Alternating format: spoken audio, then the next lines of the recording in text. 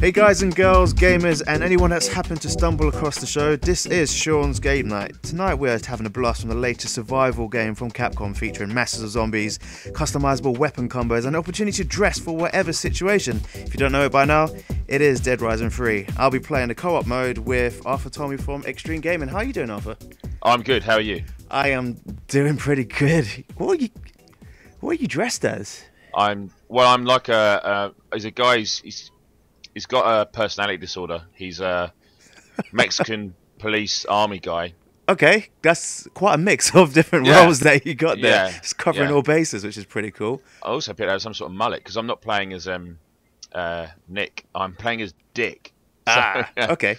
Yeah. Rhyming names here. And Nick and Dick. As you've kind of, you're way ahead of this game. I'm only level 5, as you can see in the top left of this screen.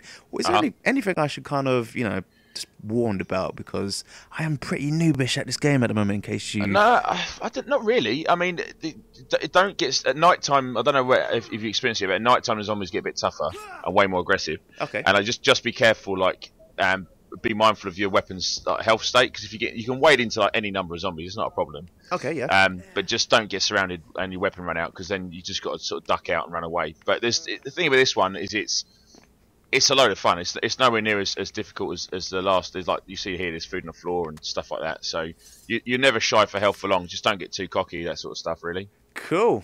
So I'm gonna kind of let you kind of lead, because you kind of know your way around. Well, yeah.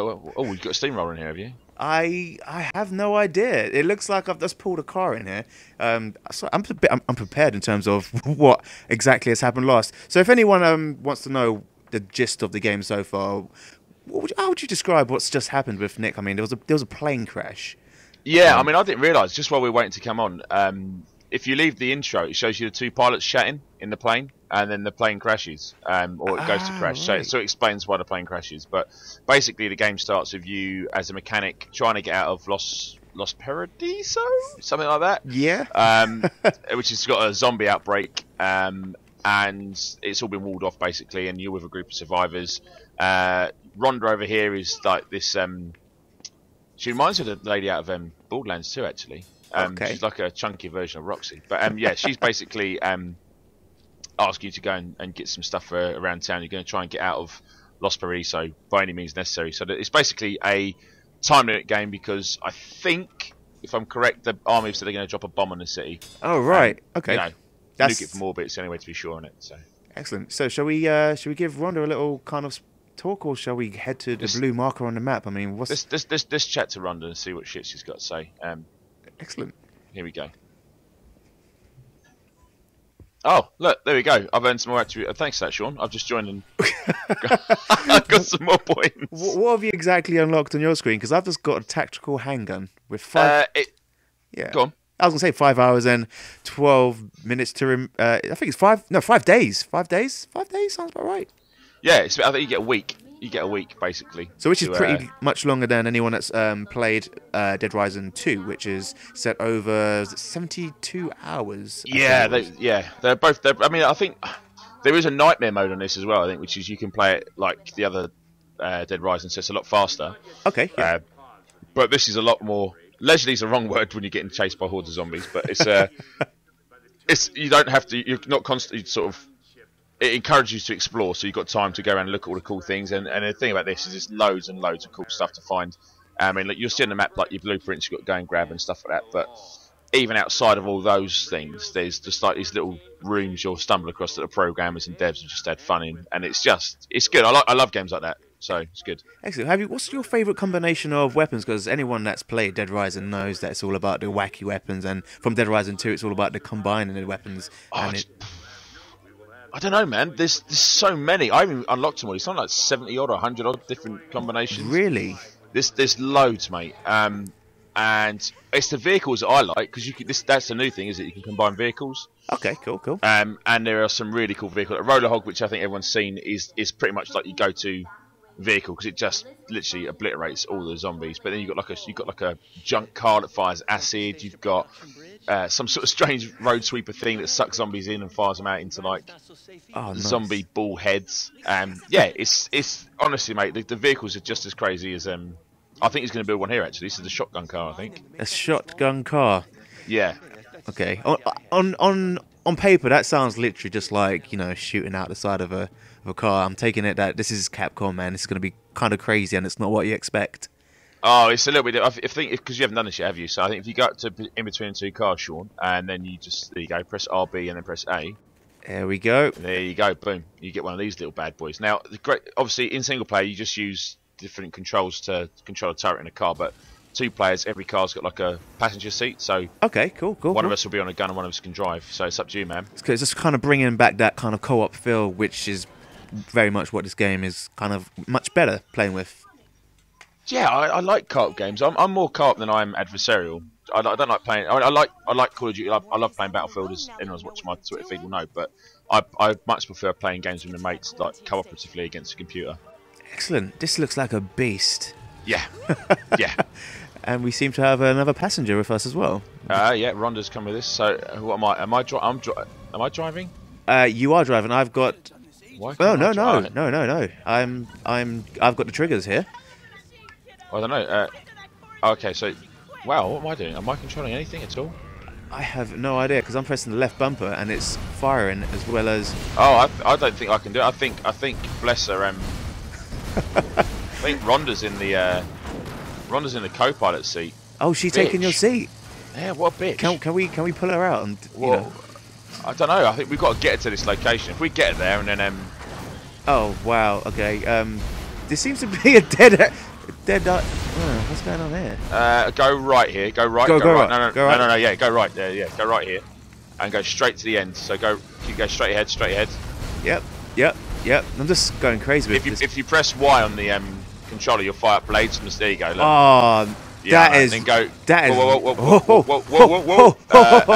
You want to go right here. Okay. And then a left at the end of the road. Oh shit, we can't, can we? Oh. Right. Okay. Go back where we came. Okay. In the meantime, could you tell us a bit more about, you know, we've just come out of the whole kind of console wars. What's you picked up either console? Obviously playing the Xbox One at the moment. Well, yeah, I was. Go left here, Sean. Up left. Yep. No. Oh, Go back. Literally, go back to where we came. I can't. This is going to be very interesting. This is going to be a long drive. Hopefully. I've got both consoles. I was lucky enough to win the Xbox, so the money I was going to spend on the Xbox, which was going to be my primary choice, I used to get PS4, so I have both consoles. Cool. So I'm in a very, very lucky position to do that. They're both very good. Yep. Go left there, Sean. Left again? Yeah, left. Oh, this is going bad. We want to go straight ahead. Straight through these guys, yeah? Yeah. Okay, cool. Other than the main consoles you've picked up, is there any kind of favourite exclusives that you've had on both, and why exactly? See, okay. My favourite exclusive is this, actually, is Dead Island. Dead Island? Ball? Sorry, Capcom. I meant Dead Rising. This is brilliant. Honestly, I didn't think I'd like it as much as I did, but it's so easy to get to grips with. So yeah, this one. Killzone is, in my opinion, probably the best looking next gen game on the market. Like better looking than Rise even. Wrong way there, Sean. I'm gonna go left there. So go reverse.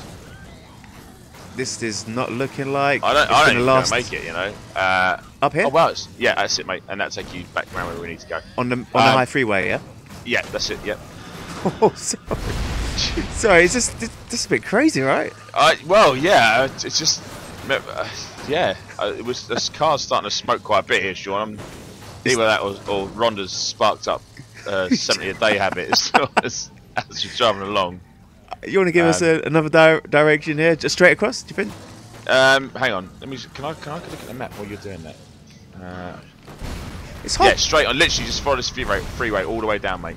Just pedal to the middle, mate. Excellent. So Killzone is beautiful, but it still has that. In my opinion, still has a problem with it. Just doesn't quite get the shooting mechanics right. The story is generic shooter story. Yeah. But it just doesn't quite get the mechanics of firing a gun right. Oh no, that's. I mean, could you explain a bit why? I mean, most people. I mean, like myself, I wouldn't really know the difference between a gun mechanic as well as Well, it's really hard to explain. It's like every gun's got ADS, which is aimed in a sight, so there's scopes and stuff like that. Yep. But the game like encourages you to mainly shoot from the hip, and in my opinion, that's because the shooting doesn't feel tight enough. Like, I'm going to sound a bit of a wuss when I say it, but most console games come with a tiny bit of aim assist just to make it easier for you. Yeah. But there's none on there, and I know it's designed. I've seen some of the stuff from the devs saying it's designed to be really, really difficult. Yeah. I don't know if that's the reason behind it, because there is still some aim assist on there. It just doesn't seem to work brilliantly, and it just takes that little edge off it. So it doesn't necessarily have the feel of like a Call of Duty or a Halo. Okay. Yeah. But that said, you play it, and honestly, my jaw just dropped. You know, you're playing that game and you're looking at it thinking, yeah, next gen's arrived, and this is title number 1, and that's the thing everyone's got to remember. I think is like the games like Rise, Dead Rising, Killzone, all these games. These are this generation's equivalent of Call of Duty 2. You know, when that came out, everyone was like, jaw hit the floor sort of thing. And now, end of that generation, we've got Crysis 3. So excellent. I just can't wait to see what comes next. That's pretty cool. Looks like we are on. We have to get out here. Yeah, we do. Yeah. Which is... Oh, actually, can I get out here? It's not... Oh, there we go. I'm out. Sombrero Man's at the back. I actually don't have any weapons. I think there is there friendly fire in this? From what... I think I do... You just get knocked. I don't think you die. Oh, yeah. That was... I think that was deliberate there. We've got to go this way. We've got to go this way. Okay, let's lead the way. I think I just cut Rhonda from behind. Yeah, you can hurt the... the NPCs. Yeah, you can hurt the guys you're supposed to save. That's pretty crazy. Her health is flashing. Does that mean she's in danger? No. If she gets hit, sorry. Obviously it means it'll flash to say she's taking damage. Okay. This is strange. Is it letting me? Oh, it is. Yeah, that's fine. Oh, look out! What is going? This is total apocalypse right here. I mean, I don't think it could get any crazier than Dead Rising 2, but it's taking it to the city, which is crazy. Oh yeah, this is pretty cool, man. This is just getting started. You wait, I don't want to ruin it for you, but look at these barrels. Oh, this isn't dangerous. I'm just going to walk around with barrels. It's explosive barrels. Yeah. Nice. Yeah. That's pretty cool. Oh, hang on. No, I don't want that. I want. Right, see the flare gun. Zombies are attracted to light, so if you get flare guns and stuff, it's definitely worthwhile picking them up because they can be a lifesaver, and if you want to get a load of kills, they're really cool. That's pretty cool. Is that actual lore that they actually get attracted to light? Because that sounds pretty cool. I don't know if it's lore. I know that it was made popular in. Hang on a second. Right, let me just get rid of some of this shit. Because I can make a combo weapon, so I'm going to give to you. See, because I've the blueprint. I've got a box of nails here. Nice. And I have got. Oh, I can combo something already. So what can I combo? I can make a saber shot. So I'm going to make this for you. What? Here you go. So you can have that if you pick that up. There you go. That's for you. What is a saber shot? Really?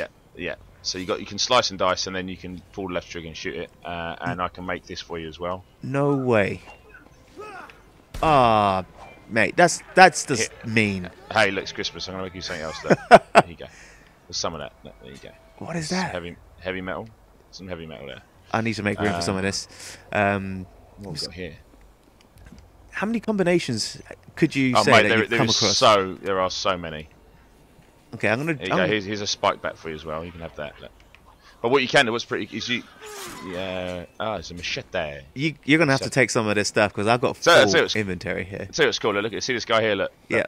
You can throw a knife at him, and then you can take it out of him again. Cheers, mate. Do you want it again? Yeah. Oh, don't be sad. Cheers, mate. That's pretty harsh, though, right? And he's taking damage every time. Yeah. So I can now combo. See, because I've unlocked all the blueprints. Oh, what's this? Sticky bomb. This sounds pretty cool. Let's do this. I've now got a sticky bomb. Oh, that's what? A baseball bat with... No, not a baseball bat. It's a box of nails and a fire extinguisher, from what it looks like. No, it was hang on, who's this person here? Oh, what have you got there in your hand? I've got boxing gloves and... Oh, sorry. That's all right. I can't... It looks like boxing gloves and some kind of... Knives? Scissors, knives, yeah. Something like that? Yeah, that's cool. Right, we need to make sure we got some weapons before we go in here, because I'm going to need loads of guns everywhere. Oh, nice. Oh yeah, build a czar. Let's have that.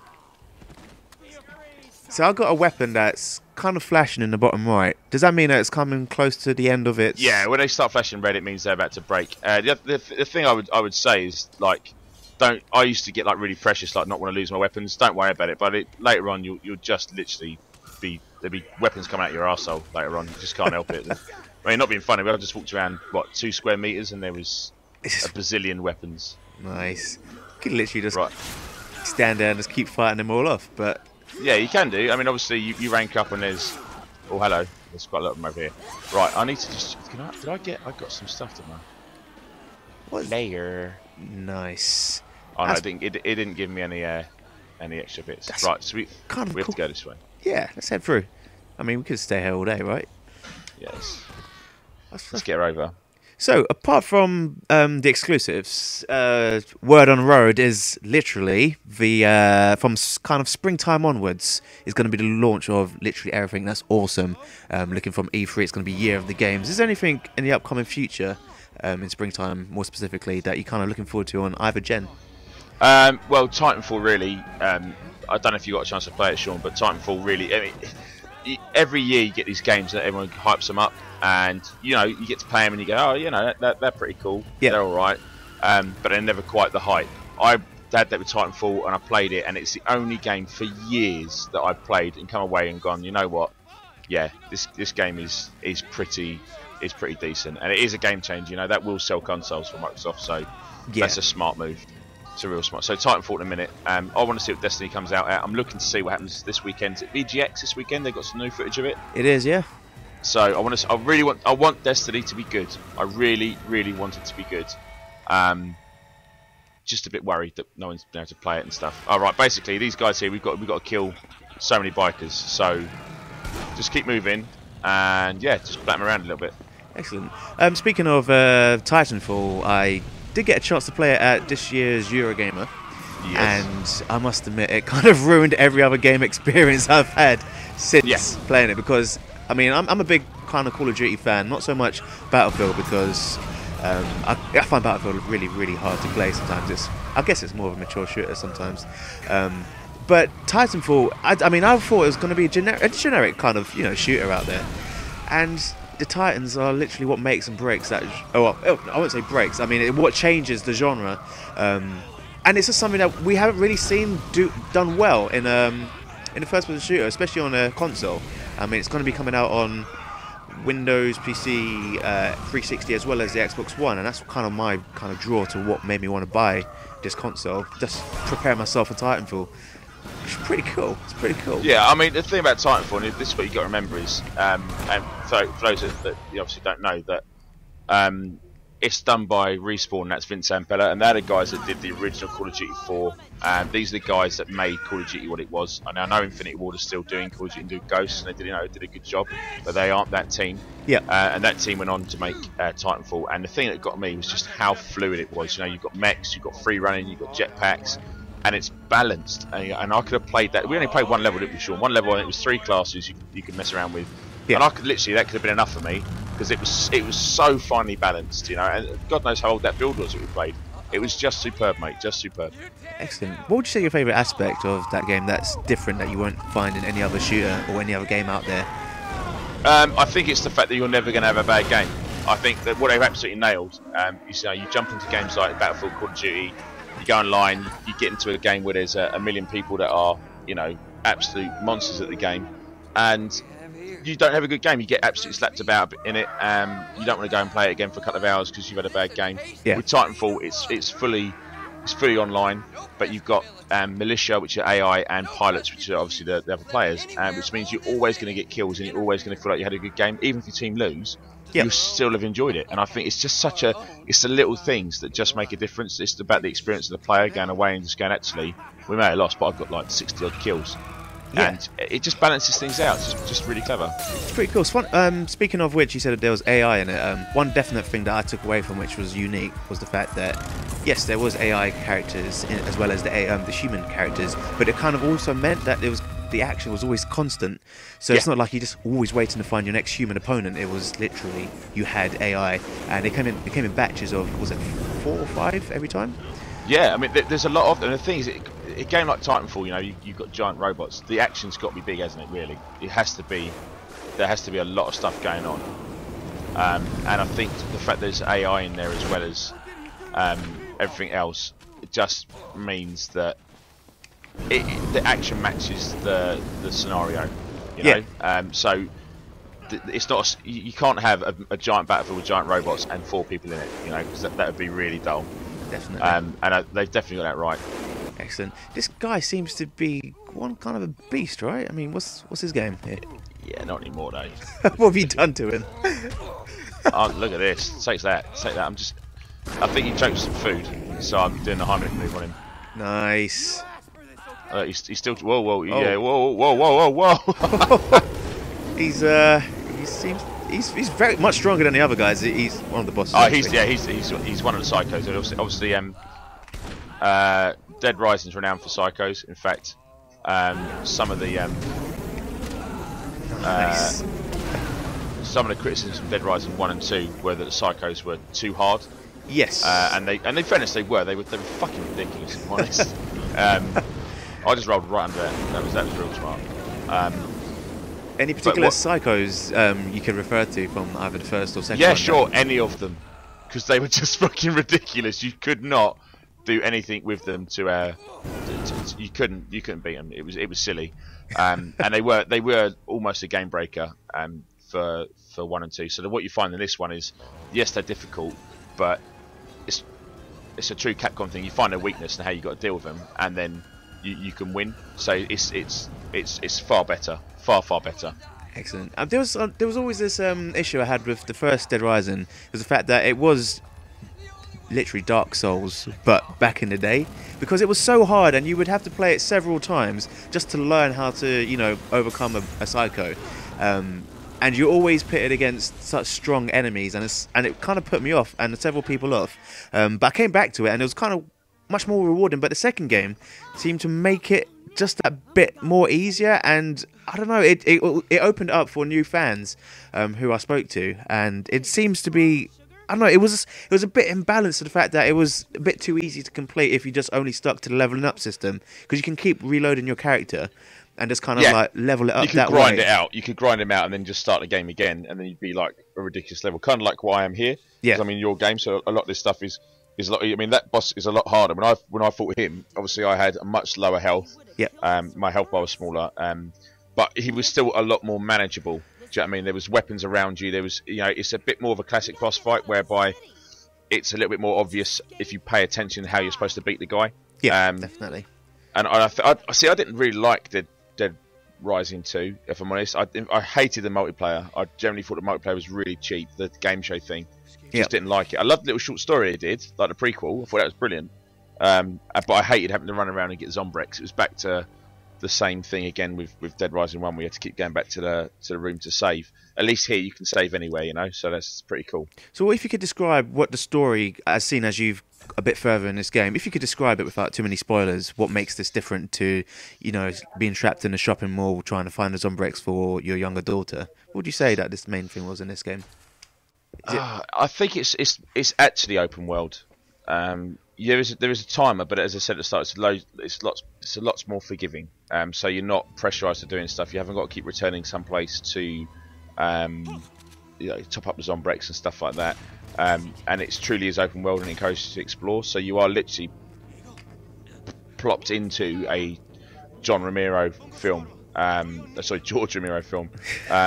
John, his brother, he doesn't do that many zombie films. He's alright. Yeah, he's alright. Straight to DVD.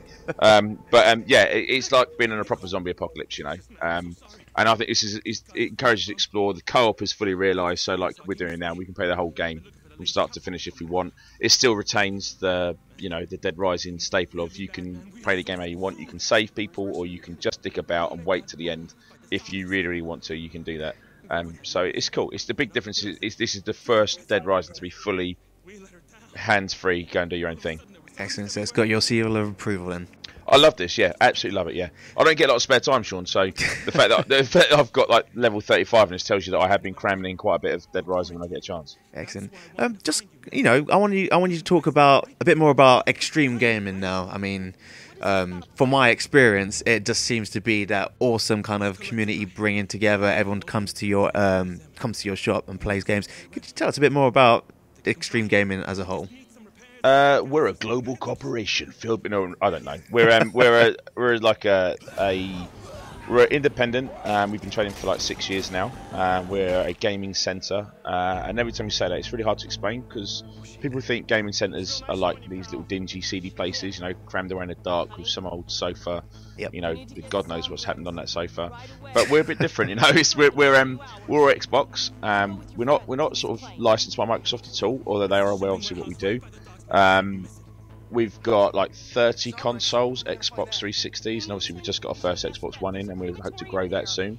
Cool. And yeah, it's been a hell of a ride really, and we're really privileged because like our community has grown, and obviously recently online and sort of across the country. But like our local community has been fantastic. 6 years in a small town, and we're still here, and it's been good. So yeah, we're a one-stop gaming emporium where gamers just come and gather really. That's cool. And this is Colchester we're speaking about. Any plans to kind of expand anytime soon? Yeah, looking early next year to bring ourselves down to sunny Londinium. No. So watch this space. We've got a lot of plans going on, and I think that if you're in London next year, you should be in for one hell of a surprise, because we've got a lot of cool things on the horizon. Excellent. Yeah, you've just literally built some kind of beastly bike roller. That, my friend, is the roller hog. Now I've built that for you. Excellent. Because any self-respecting man that isn't compensating for anything needs a giant bike with a massive wheel on it. And if that wasn't enough, 2 flamethrowers. Are you serious? Oh mate, for you is everything. So I'm gonna get in the back. Oh, look at this. This is cool. So if you tap the X button. Oh. Yeah. Now what I want you to do, Sean, is just to drive up this hill, and I just want you to have fun, man. I want you to go along, and I'm here for you. This is all about you. This is. I'm gonna just chuck grenades out as we go. This is pretty cool. It doesn't get any better than this, right? Hey mate, I'm riding behind you, legs tightly entwined around you, Sean.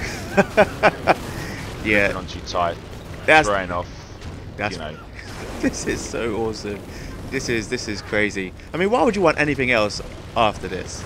Mate, the thing is, you can get like giant diggers and stuff like that. And you can combine them with other giant vehicles, but I haven't unlocked that yet. So God knows like what the top end vehicles are going to be.